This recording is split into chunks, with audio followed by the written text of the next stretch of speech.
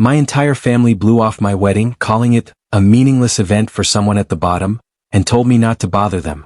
The next day, my mom was online posting Hawaii vacation videos with my brother's family. Have you ever poured your entire life, your heart, your very soul into trying to gain the approval of your own parents, only to be completely dismissed? To be told your wedding, the most important day of your life, was a trivial event for someone at the bottom?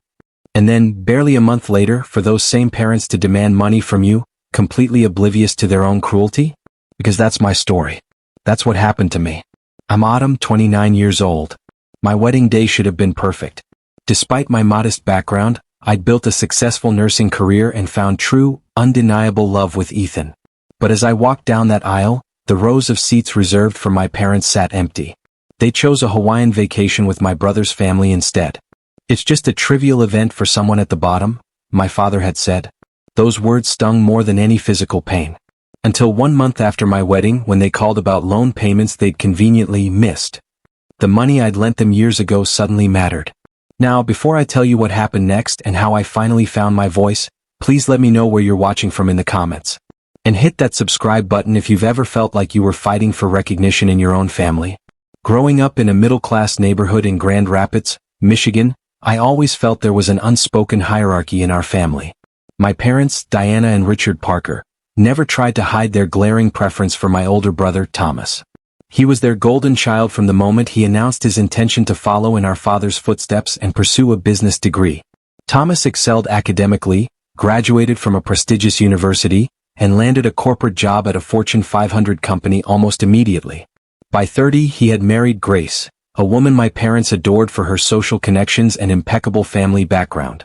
Within 3 years, they had 2 perfect children, Emma and Liam, completing what my parents considered the absolute ideal family picture.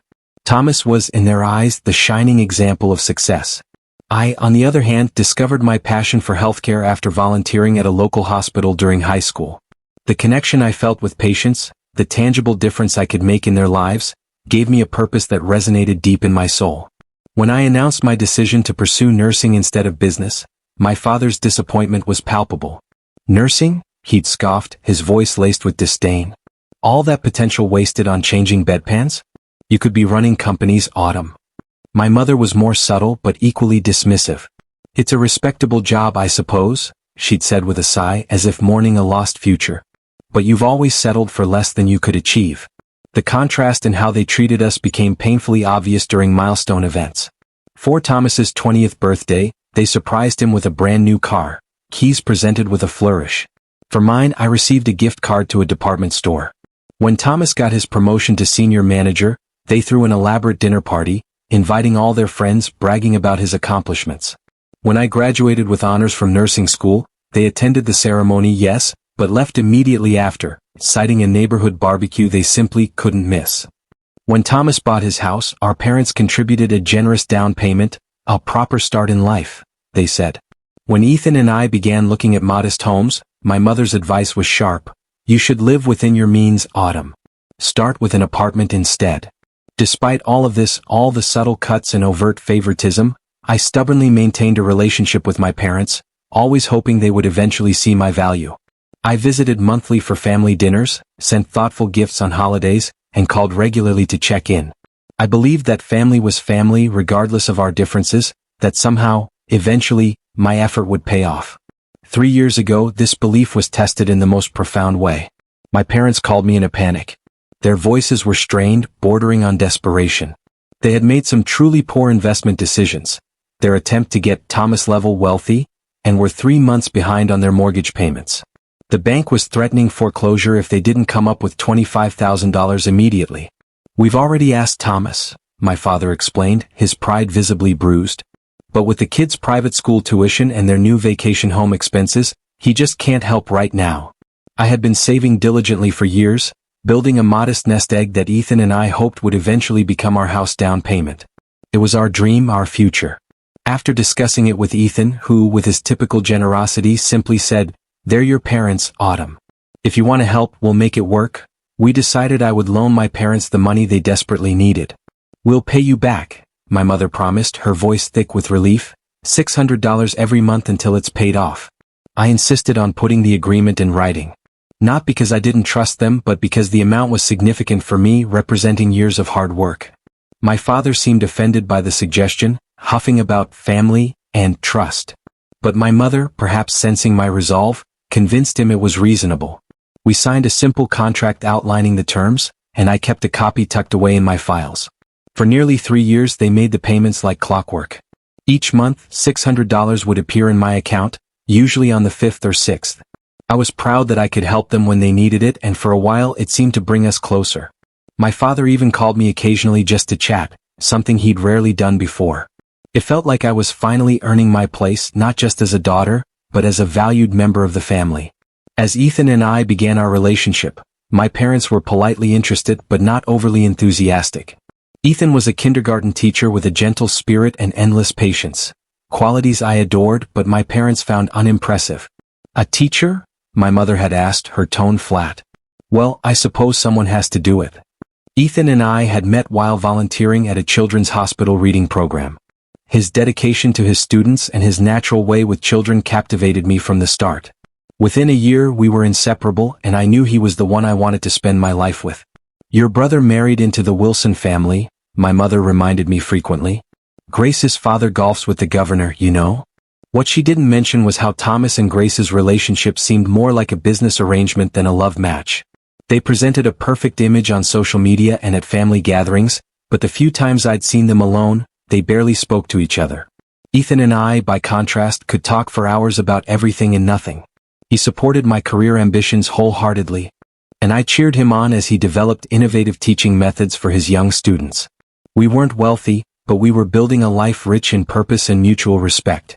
As our relationship grew serious, I hoped my parents would recognize the value in the life I was creating. I hoped they would see that success could be measured in more than just financial terms or social status. I would soon learn how misplaced those hopes were. Ethan proposed to me on a Tuesday afternoon in the pediatric ward where I worked. He had coordinated with my colleagues and the children I cared for, each of them holding hand-drawn signs that eventually spelled out, "Will you marry me?" as I made my rounds. By the time I reached my last patient room, Ethan was waiting on one knee, surrounded by smiling children and teary-eyed coworkers. It wasn't grand or expensive, but it was perfectly us, thoughtful, heartfelt, and centered around the work we both loved. That evening, I called my parents to share the news, hoping they would finally be happy for me. "He proposed at the hospital?" my mother asked, the disapproval evident in her voice. "Thomas proposed to Grace at the Ritz-Carlton in Chicago, you know, during a private dinner with a string quartet." Still, I tried to involve my mother in the wedding preparations. I invited her to come dress shopping, but she claimed to have a standing appointment with her bridge club that couldn't be rescheduled. My future mother-in-law, Margaret, came instead, and cried when I found my dress, a simple but elegant A-line gown that felt like it was made for me. "Have you considered something more elaborate?" my mother asked when I showed her photos. Grace's dress was a designer original. Your brother spent a fortune to make sure she had the very best. Every conversation about the wedding seemed to circle back to Thomas and Grace's extravagant celebration 5 years earlier. Their wedding had cost more than Ethan and I made in a year combined, with over 300 guests, a 7-tier cake, and a reception at one of Detroit's most exclusive venues. Ethan and I were planning something much smaller. 70 guests at a charming local botanical garden, with a reception catered by a family-owned restaurant we loved. Our budget was modest but sufficient for the intimate celebration we envisioned. My father remained largely absent from the planning process but occasionally offered unhelpful commentary. "All this fuss over a single day," he remarked once, "especially for someone in your position. It's not like you're merging family businesses or forming advantageous connections." I tried to brush off these comments, focusing instead on the joy of planning a life with Ethan. We sent save-the-date cards 6 months before the wedding, making sure our families had plenty of notice. My parents received theirs as confirmed by my mother's text, "Got your card. We'll check our schedule." As the weeks passed and formal invitations went out, my parents' response remained vague. "We'll have to see," my mother would say when I asked directly. "Your father has so many commitments these days." 3 months before the wedding, during a routine Sunday call, my mother mentioned casually that they were finalizing plans for a family trip to Hawaii. "When are you going?" I asked, a knot forming in my stomach. "In June," she replied. "But that's my wedding weekend," I said, my voice barely above a whisper. "My wedding was scheduled for June 12th. Is it? Oh dear, I must have gotten the dates confused," Well, it's too late to change now. Thomas has already arranged time off, and the children are so excited. You understand, don't you? I didn't understand. Not at all. Later that evening, I called my father directly, hoping there had been some mistake. Dad, Mom says you've planned a family trip during my wedding weekend. There must be some misunderstanding. His response was cold and calculated, cutting through me like a razor. There's no misunderstanding, Autumn. We've invested a lot in this trip. Thomas has important business contacts in Hawaii, and this could be a significant opportunity for him. More significant than your daughter's wedding? I asked, my voice breaking. What he said next would replay in my mind for months to come. It's just a trivial event for someone at the bottom. Don't bother us with this. The phone nearly slipped from my hand. The bottom? I repeated, my voice hollow. The bottom of what? You know what I mean, he replied dismissively. You and Ethan, your positions. It's not like this is a meaningful social or business occasion. It's just a small wedding for a nurse and a kindergarten teacher. I hung up without another word, tears streaming down my face. When Ethan came home and found me curled up on our couch, I could barely speak through my sobs as I told him what had happened. Your worth isn't determined by your job title or income, he said fiercely, holding me close. And our wedding is important because our love is important. If they can't see that, it's their tremendous loss. His words helped, a balm to my raw wounds, but the pain of my father's dismissal cut deep. All my life I had tried to earn their approval, their respect, their love. Now, I had to face the possibility that nothing I did would ever be enough. I wasn't just lower in their estimation than Thomas. I was at the bottom. That night, Ethan and I made a difficult decision. We would proceed with our wedding as planned, with or without my parents. We would celebrate our love surrounded by people who truly cared about us. Not our jobs, not our status, but us. The weeks leading up to the wedding were a roller coaster of emotions.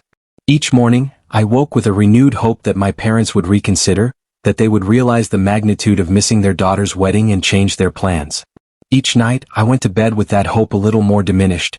I threw myself into final preparations, grateful for the distraction of last-minute details. My future in-laws, Margaret and Robert, stepped up in ways I never could have anticipated. They helped with everything from confirming vendors to assembling welcome bags for out-of-town guests. We're gaining a daughter, not just a daughter-in-law, Margaret told me one evening as we addressed place cards, her eyes filled with warmth. And we couldn't be happier about that. Her kindness made me cry, which happened frequently in those days. The contrast between her wholehearted acceptance and my own parents' cold rejection was stark and painful. My best friend, Riley, became my fiercest protector. She had known me since college and had witnessed my ongoing struggles with my parents' favoritism.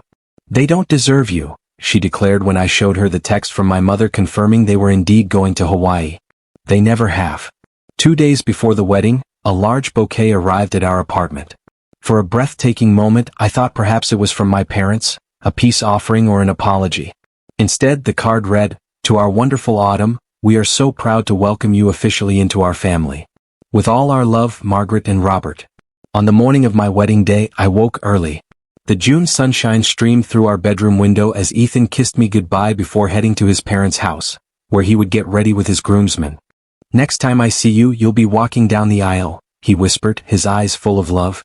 Riley arrived with breakfast and champagne, determined to make the day special despite the empty spaces in my heart. My bridesmaids, colleagues from the hospital, and friends from nursing school created a bubble of love and support around me as we did our hair and makeup. "I brought something," said my coworker Jennifer, pulling a small blue box from her bag. "I know you had mentioned not having something borrowed." Inside was a delicate silver bracelet. "It was my grandmother's," Jennifer explained. "She was a nurse too during World War II.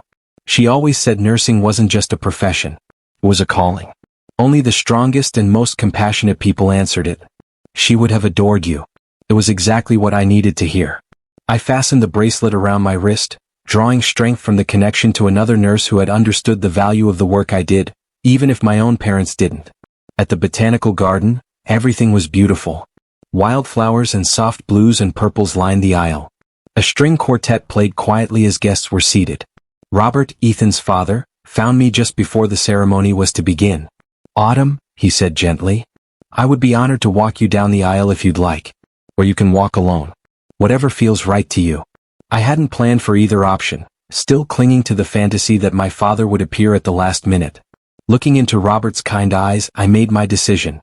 I think I need to do this on my own, I told him. But would you and Margaret sit in the front row, in the seats that would have been for my parents? We would be honored, he said, his eyes misting. As the music changed and the guests rose, I began my solitary walk down the aisle. I had worried this moment would feel incomplete without my father beside me, but instead, I felt a surprising sense of empowerment. Each step was a choice, a declaration that I was enough, exactly as I was. When I reached Ethan and saw the love and pride shining in his eyes, I knew with absolute certainty that I was exactly where I belonged. The ceremony was everything we had hoped for. Intimate, meaningful, and focused on our commitment to each other. We wrote our own vows, promising to build a home where love and kindness were the foundation. As we exchanged rings, I felt a profound sense of peace. We were creating our own family now, one based on mutual respect and genuine care. During the reception, I danced with Robert for the father-daughter dance. "Thank you for being here," I whispered. "Thank you for being the daughter we always wanted," he replied. My colleague Carlos had offered to be our photographer, and his partner Marcus volunteered to create a wedding video. Throughout the evening, they captured the joy, the laughter, and the love that filled the garden. As we cut our cake and shared our dance, I found myself truly present in the moment, surrounded by people who had chosen to be there for us. It wasn't until the next morning, as Ethan and I prepared to leave for our honeymoon in Maine, that I made the mistake of checking my phone. There, on my mother's Instagram page, was a series of videos from their Hawaii trip. "Perfect family vacation," read the caption under a sunset beach scene featuring my parents, Thomas, Grace, and their children building a sandcastle. The comments were worse. Nothing better than having the whole family together. My mother had responded to a friend's comment. The words stung like salt in an open wound. Not only had they chosen to miss my wedding, but they were publicly pretending I wasn't even part of the family. Ethan gently took the phone from my hands. "Let's turn these off for the honeymoon," he suggested. "They don't deserve space in our happiness right now." He was right. I turned off all notifications from my family's social media accounts and focused on beginning our married life together. The pain didn't disappear, but I refused to let it overshadow the beautiful commitment we had made to each other. Our honeymoon in coastal Maine became a sanctuary. We stayed at a small bed and breakfast overlooking the Atlantic, where mornings were spent watching the sunrise over the water and evenings were filled with quiet conversations about our future. Away from the noise of everyday life and the pain of family rejection, I began to heal. What if this is a blessing in disguise? Ethan asked one evening as we walked along the shore. Your parents have shown you exactly who they are. No more illusions. No more hoping they'll suddenly change. His words resonated with me. For years, I'd been chasing approval that was never going to come. I'd been measuring my worth through their eyes, always finding myself lacking. Perhaps now I could finally stop running that impossible race. Returning home to our apartment, now officially our shared home, we began to build our married life together. We established new routines and traditions, small but meaningful rituals that were uniquely ours. Sunday morning pancakes, Wednesday night board games, monthly day trips to explore nearby towns. I made a conscious decision to limit contact with my parents. I didn't block their numbers or completely cut them off. But I stopped initiating communication. No more weekly calls. No more seeking their input on decisions. No more desperate attempts to share my life with them. At Riley's suggestion, I started seeing a therapist, Dr. Bennett, who specialized in family trauma. Our sessions helped me process not just the wedding rejection but the lifetime of subtle, and not so subtle, messages that had damaged my self-esteem. What your parents did was emotional abandonment, Dr. Bennett explained during an early session. And from what you've shared, it's part of a pattern that's existed your entire life. Working with her, I began to recognize how deeply my parents' favoritism had affected me. I had internalized the idea that I was somehow less valuable, less worthy of love and attention than my brother. That belief had influenced everything from my personal relationships to my career choices. You've spent your life trying to earn love that should have been freely given, Dr. Bennett said. That's not your failure. It's theirs. Ethan's family became an unexpected source of healing. Margaret called regularly, not to pry or to judge but simply to check in. Robert sent funny dad jokes via text that never failed to make me smile. They included us in family gatherings not out of obligation but because they genuinely wanted us there. My colleagues at the hospital, many of whom had attended our wedding, formed another crucial support system. The chief nursing officer, Barbara, pulled me aside about a month after I returned from my honeymoon. "I've been watching your work for years," she told me. "Your clinical skills are exceptional, but it's your compassion that truly sets you apart. We're creating a new patient advocacy program, and I'd like you to help develop it." This vote of professional confidence came at exactly the right time. The program would require additional training and responsibility, but also offered a path to advancement I hadn't considered before. I threw myself into the work, finding purpose and validation, using my nursing experience to improve patient care systems. Through my cousin Melissa, the only relative from my side who had attended our wedding, I occasionally heard updates about my family. Thomas's business was apparently facing some challenges, though the details were vague. My parents had canceled their annual winter trip to Florida, citing budget concerns. None of this information came directly from them. 6 weeks after our wedding, I noticed something unusual. The monthly loan payment from my parents didn't appear in my account. Given everything that had happened, I initially decided to ignore it. Perhaps it was an oversight, or perhaps it was their petty way of punishing me for getting married without them. When the payment date came and went with no deposit, I sent a brief, business-like email. "I noticed the June and July loan payments haven't been made. Please advise regarding when I can expect them." I received no response, not to that email, nor to a similar follow-up I sent a week later. Meanwhile, my mother's social media remained active with posts about family dinners and weekend outings, always featuring Thomas, Grace, and their children. Never any acknowledgement of my existence or the missing payments. Dr. Bennett helped me process these continued rejections without letting them reopen healing wounds. "Their behavior says everything about them and nothing about you," she reminded me. "You get to decide what role they play in your life moving forward." Ethan and I focused on building our future. We began house hunting, looking for a modest home where we might eventually start a family of our own. We discussed adoption and fostering, both feeling drawn to providing a loving home for children who needed one. "We know what it feels like to be unwanted," I told him one night.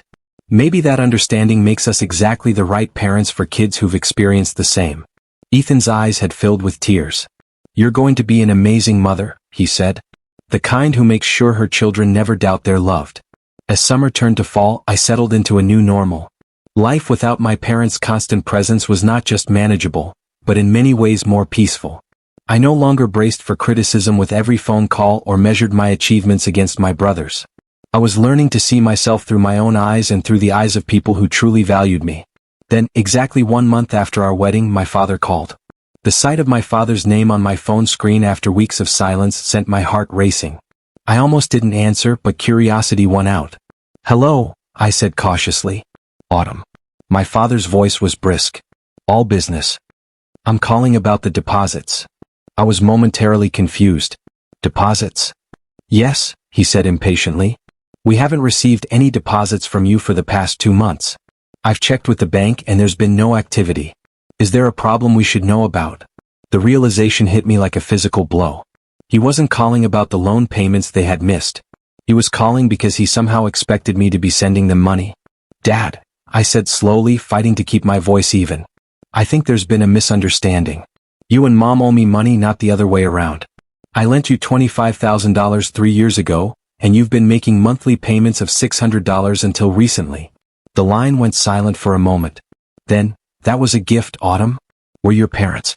Family helps family without keeping score." My hand tightened around the phone. "It wasn't a gift. We signed a loan agreement. I have it in writing." "A technicality," he dismissed. "Look, we need you to start contributing to the family fund. Thomas is going through a rough patch with his business, and we're helping him stay afloat. As a sister, you should be doing your part." The audacity was breathtaking. "Let me get this straight," I said, fighting to keep my voice steady. "You skipped my wedding for a vacation with Thomas. Called it a trivial event for someone at the bottom. Haven't spoken to me in over a month. Stopped making payments on money you legally owe me. And now you're calling to demand that I give you more money to help my brother?" "Don't be dramatic," my father said coldly. "This is about family responsibility. Thomas has children to support, and I have a life to build," I countered, surprising myself with my firmness. "A life you've made clear you don't value or respect." "This isn't about respect," he insisted. "It's about practical matters. Thomas needs—" "I don't care what Thomas needs," I interrupted, my voice rising slightly. "I care about the $25,000 you borrowed from me and promised to repay. I care about being treated like a member of this family instead of an ATM you can withdraw from whenever Thomas has a problem." My father's tone hardened. "I'm disappointed in you, Autumn.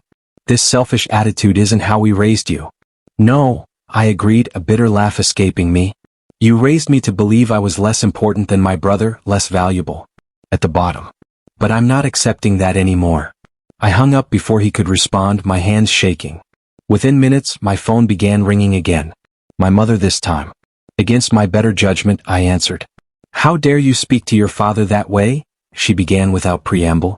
After everything we've done for you, what exactly have you done for me, Mom? I asked quietly. We raised you, educated you, supported your decisions even when we disagreed with them, she said, her voice rising.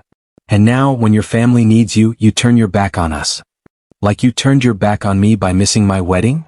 That was different, she insisted. We had prior commitments to a vacation that could have been scheduled any other week of the year, I pointed out. She sighed dramatically. Autumn, you need to see the bigger picture here. Thomas is facing serious financial difficulties.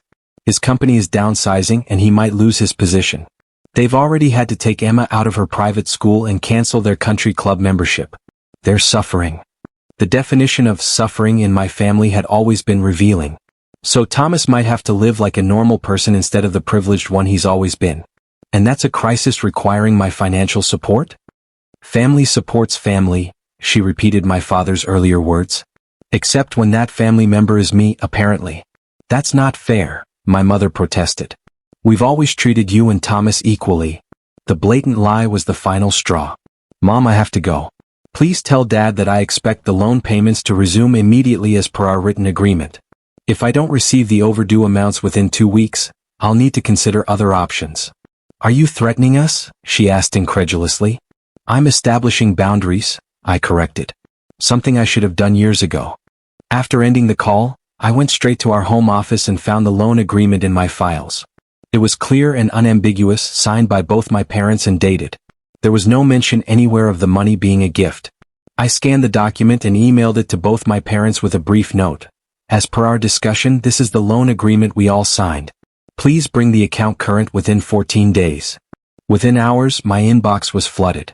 My father sent a curt message claiming the agreement wasn't legally binding. My mother sent a longer, emotional appeal about family loyalty and difficult times. Most surprisingly, I received a text from my brother Thomas, the first direct communication from him in months. Heard you're giving Mom and Dad a hard time about money. Not cool, sis. We're all struggling right now. I drafted and deleted several responses before settling on. This is between me and our parents regarding a loan I made to them 3 years ago. It has nothing to do with you. His reply came quickly. Everything in this family has to do with all of us. Mom and Dad are using their retirement savings to help me right now. If you force them to pay you, you're taking food out of my kids' mouths. The manipulation was so transparent, it would have been laughable if it wasn't so infuriating. Thomas and Grace lived in a house worth over $1 million. Even with private school and country club expenses cut, they were hardly at risk of hunger. Before I could respond, I received another call from my mother. This time, her approach had shifted from guilt to bargaining. We've been thinking, she began, her voice honeyed. Perhaps we could work out a compromise. What if we reduce the monthly payments temporarily, just until Thomas gets back on his feet? The terms of the loan are already established, I replied. I'm not open to renegotiating them. But surely you can see that helping your brother is a priority right now. My priority is my own financial security and the future I'm building with Ethan, I told her. Just as your priority is clearly Thomas and his family. We've both made our choices. After a pause, her tone changed again. Your father thinks we should look into whether you coerced us into signing that agreement. We were under duress, facing foreclosure. A good lawyer might find the contract invalid. The threat was so unexpected that I laughed out loud. Are you seriously threatening to claim I somehow forced you to accept $25,000 from me? Please go ahead and make that argument in court. I'd love to hear how it goes. You've changed, Autumn, my mother said accusingly. You used to be so sweet and accommodating. I grew up, I corrected her. And I stopped accepting scraps of attention while watching you give Thomas the whole meal. The conversation ended with my mother suggesting that Ethan was behind my new attitude. Another deflection to avoid taking responsibility. As I hung up, I realized something important. For the first time in my life, I wasn't devastated by my parents' disapproval. I was angry, yes, but also clear-eyed and resolute. That evening, I shared everything with Ethan. His support was unwavering. You know what the craziest part is? I told him. They genuinely believe I owe them this money. That my role in the family is to provide financial support while accepting emotional neglect in return because that arrangement works for them. Ethan pointed out, they're only upset because you're disrupting a system that's benefited them for years. The next day, I received a text from Grace, my brother's wife. You're putting us in an impossible position with this loan business. The family's reputation could suffer if this becomes public. Think about your niece and nephew. The mention of Emma and Liam, children I barely knew because Thomas and Grace rarely included me in their lives, was the final manipulation tactic. I didn't dignify it with a response. Instead, I called a lawyer. It was time to stop hoping my family would do the right thing and start ensuring they had no choice. The lawyer's office was in a converted Victorian house downtown, its interior a blend of historic charm and modern efficiency.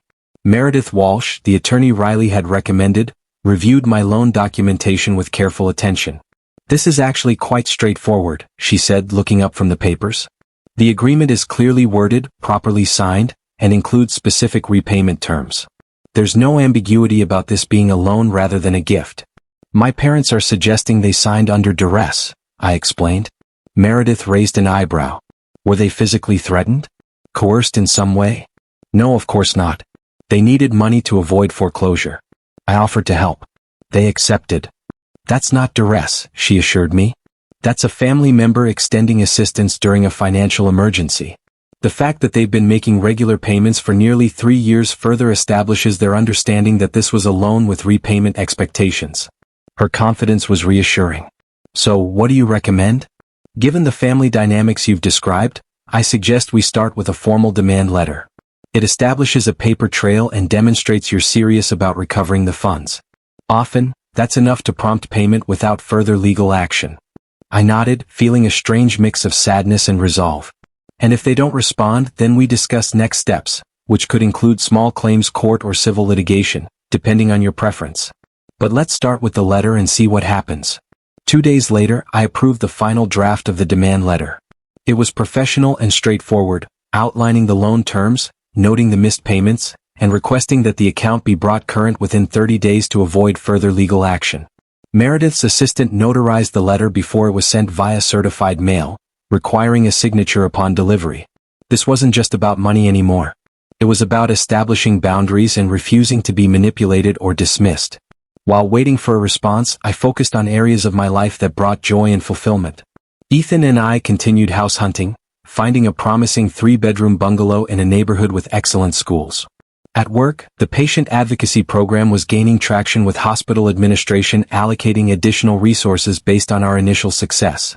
3 days after the demand letter was delivered, the texts and calls began, not just from my parents but from extended family members. I rarely heard from my Aunt Patricia. Diana is absolutely devastated by your letter. What kind of daughter hires a lawyer against her own parents? My Uncle Gerald, your father helped pay for your nursing school. How can you be so ungrateful? My cousin Derek, the whole family is talking about this. It's embarrassing for everyone. I didn't respond to any of these messages, recognizing them as flying monkeys, sent to pressure me into compliance. Dr. Bennett had warned me this might happen. When you change the dynamic by setting boundaries, those who benefited from the old system will work hard to pull you back into it, she had explained. Their discomfort isn't your responsibility to fix. A week after the letter was sent, Grace called me directly. This was unusual. We typically communicated through family group texts or at obligatory gatherings. We need to talk about this situation, she began, her voice tight with controlled anger. Do you have any idea what you're doing to your family's reputation? Which part of my family? I asked. The part that skipped my wedding for a vacation, or the part that expects me to financially support my brother's lifestyle? Don't be petty, she snapped. Thomas and I have certain obligations, social commitments, a position to maintain. Your parents understand that in a way you obviously don't. You're right, I agreed, surprising her into momentary silence. I don't understand prioritizing social position over basic respect and honesty. I don't understand missing a daughter's wedding for a beach vacation. And I definitely don't understand borrowing money with no intention of paying it back. Nobody said anything about not paying it back. Grace countered. Your parents just need flexibility right now because they're helping us. And why is that my problem? She sighed dramatically. Because we're family, Autumn. Family takes care of each other. Exactly, I said. So, when are you planning to take care of me? When will my needs matter to any of you? After a long pause, Grace's voice turned cold. I always told Thomas you had a chip on your shoulder. This proves it. Your jealousy is destroying this family. No, I corrected her. Your entitlement and my parents' favoritism did that long ago. I'm just finally acknowledging it. After hanging up, I forwarded all the messages I'd received to Meredith, who advised documenting everything, but continuing to avoid direct engagement. Let the legal process work, she counseled. Emotional arguments only clouded the issue. 2 weeks after receiving the demand letter, my father finally responded, not to me but to Meredith. His email was a mixture of indignation and vague threats about family matters that should remain private, and potential consequences to Autumn's inheritance. Meredith forwarded his message with a note. This actually strengthens our position. He's not denying the debt exists. He's just trying to pressure you through other means. Meanwhile, my mother launched a more subtle campaign. She began posting old family photos on social media. Always ones that included me. Always with captions like, missing the days when family meant everything, or, nothing more precious than a daughter's love. The transparent attempt to portray herself as the wounded mother and me as the ungrateful daughter might have worked once, but therapy and distance had given me clarity. These posts weren't about love or reconciliation. They were about controlling the narrative and saving face. 3 weeks after the demand letter, as the deadline approached, I received a text from my father. We need to meet. All of us. This has gone far enough. After consulting with both Meredith and Dr. Bennett, I agreed to a meeting at a neutral location, a private room at a local restaurant. With conditions. Ethan would accompany me. The meeting would last no more than 1 hour, and there would be no discussion of withdrawing the legal demand. My father grudgingly accepted these terms, and the meeting was set for the following Saturday afternoon. As Ethan and I drove to the restaurant, he reached over and squeezed my hand. Remember, he said, you're not the same person they could manipulate before. You're stronger now. I nodded, drawing comfort from his confidence in me. I just want this resolved so we can move forward with our lives. Whatever happens in there, Ethan assured me, we're already moving forward. They can't take that from you unless you let them. With those words fortifying me, I walked into the restaurant, ready to face my family and stand firm in my truth, no matter how they tried to twist it. The private dining room at Riverside Grill felt too small for the tension it contained. My parents sat on one side of the table, Thomas and Grace on the other. Ethan and I took the remaining side, creating a triangle of opposing forces. My father spoke first, his businessman persona firmly in place. This meeting is about finding a resolution that works for everyone. The lawyer was unnecessary and inflammatory. I disagree, I replied calmly. I tried discussing this directly with you both. You dismissed my concerns and denied the existence of a loan that we all know was real.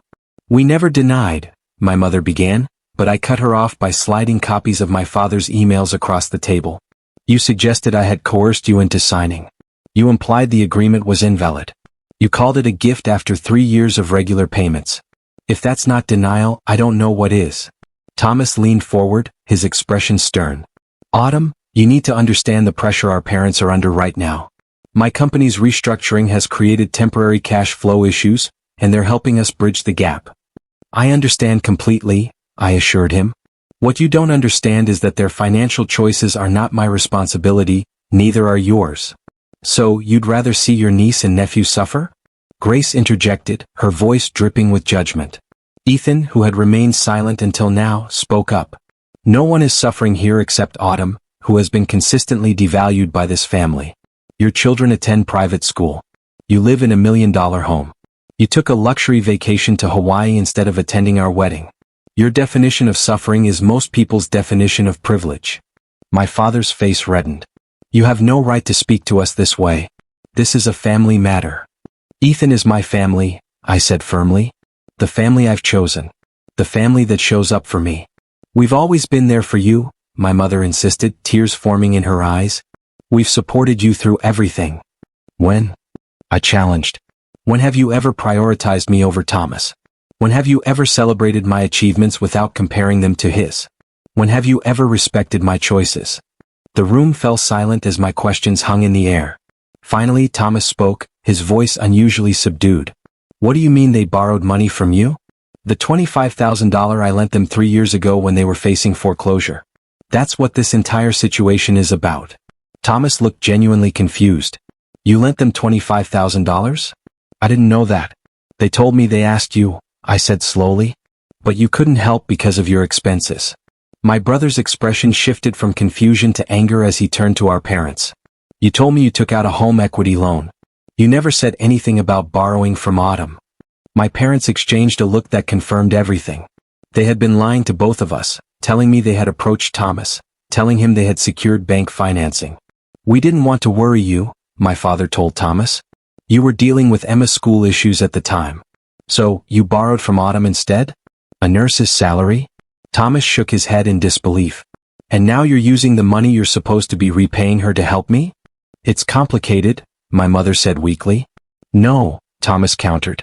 It's not complicated at all. It's wrong. The revelation shifted the entire dynamic in the room. For the first time, Thomas was seeing our parents' favoritism from the outside and recognizing the unfairness of it. You should have told me, he continued. I would never have accepted your help if I'd known it was coming at Autumn's expense. My father attempted to regain control of the conversation. The point is, we need to find a solution that works for everyone. Perhaps a revised payment schedule? The point, I interrupted, is that you borrowed money with specific repayment terms. You've missed multiple payments. And instead of honoring your obligation, you tried to manipulate and gaslight me into forgetting about it altogether. That's not fair, my mother protested.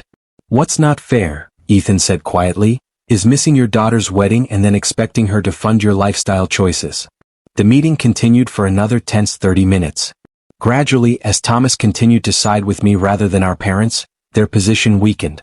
By the end, my father agreed to resume the original payment schedule and make up the missed payments within 60 days. I'll put it in writing, he said stiffly, his pride clearly wounded. That would be best, I agreed, maintaining the professional distance that seemed to be the only healthy way to interact with them. Now, as we prepared to leave, Thomas pulled me aside. I had no idea, he said, his voice low, about the loan or any of it really. The way they've treated you, the wedding, all of it. I studied my brother's face, seeing genuine regret there. I believe you, I said finally. But that doesn't change what happened. No, he agreed. It doesn't, but maybe it can change what happens next. Over the following weeks, my parents complied with the terms we had agreed upon. The missed payments were deposited and regular monthly payments resumed. My father sent all communication through Meredith, maintaining a coldly professional tone that was actually a relief after years of emotional manipulation. Thomas surprisingly began reaching out independently with brief texts checking in, then with an invitation for Ethan and me to meet him, Grace, and the children for lunch. The lunch was awkward but civil, with Thomas making a noticeable effort to ask about my work and our house hunting progress. As the money from the repaid loan accumulated in our account, Ethan and I made a decision. Rather than using it for ourselves, we established a scholarship fund for nursing students, focusing on patient advocacy. It felt right to transform money that had caused so much pain into something that would create opportunity and healing. 3 months after our confrontational family meeting, we closed on our new home, a charming 3-bedroom bungalow with a fenced backyard perfect for the children we hope to have someday. As we moved in our furniture and began making the house our own, I felt a profound sense of peace. We were building our life on our terms, free from the weight of expectations and obligations that had never served me. My relationship with my parents evolved into something I never expected. A limited, carefully boundaried connection based on mutual respect rather than emotional entanglement. They were not invited to our housewarming party, but they did send a card, a small gesture that would have been unremarkable from anyone else, but represented significant progress from them. For his part, Thomas began the slow process of examining his own role in our family's dysfunction. During a rare coffee meeting just between the two of us, he admitted, I never questioned why I always got more. It was easier to believe I deserved it somehow. That's how privilege works. I told him, it's invisible to those who have it. He nodded slowly. I'm trying to do better with Emma and Liam, making sure they understand that worth isn't measured by achievement or status. It was a start, not forgiveness exactly, but an opening for something new to grow. 6 months after our wedding, I discovered I was pregnant. The joy Ethan and I felt was complicated by questions about how to involve my family. After much discussion and consultation with Dr. Bennett, we decided on clear boundaries. They could be grandparents, but only if they respected our parenting decisions and treated us with consistent respect. Our child will never feel ranked or valued based on achievements, I told my parents when we shared the news. They will be loved unconditionally exactly as they are. My mother seemed genuinely moved by this. I want to do better, she said quietly. With your child with you. Actions, not words, I reminded her. That's what I'll be watching for. When our daughter Lily was born the following spring, my parents waited to be invited to visit rather than assuming their right to be there. They brought modest, thoughtful gifts instead of the extravagant displays they had shown with Thomas's children. Small steps but meaningful ones. The greatest gift of this difficult journey has been the freedom to define family on my own terms. Ethan's parents continue to be a blessing in our lives, showing Lily what unconditional grandparent love looks like. My colleagues at the hospital, particularly Barbara, who became Lily's honorary grandmother, create a community of support and belonging. And Riley, who stood by me through every challenge, is now Lily's godmother and my unwavering friend. You taught me what it means to stand up for yourself, she told me recently. Your daughter is lucky to have that example. I don't know what the future holds for my relationship with my parents. Some wounds heal completely. Others leave scars that change how we move through the world. What I do know is that I've broken a cycle that could have continued for generations. My daughter will grow up knowing her inherent value doesn't depend on comparison or competition. She will never be at the bottom of anything, especially not her family's love. If you're watching this and struggling with family dynamics that diminish your worth, please know that you deserve better. Setting boundaries isn't selfish, it's necessary for your well-being. And sometimes the family you create through choice and love is more nurturing than the one you were born into. I'd love to hear your thoughts in the comments. Have you ever had to stand up to family members who took you for granted? How did you find the courage to value yourself when others wouldn't? Please like this video if it resonated with you. Subscribe for more stories about finding strength through difficult family situations, and share with someone who might need to hear that they're not alone. Thank you for being part of my journey. And remember, you are worthy of respect regardless of what anyone else might say.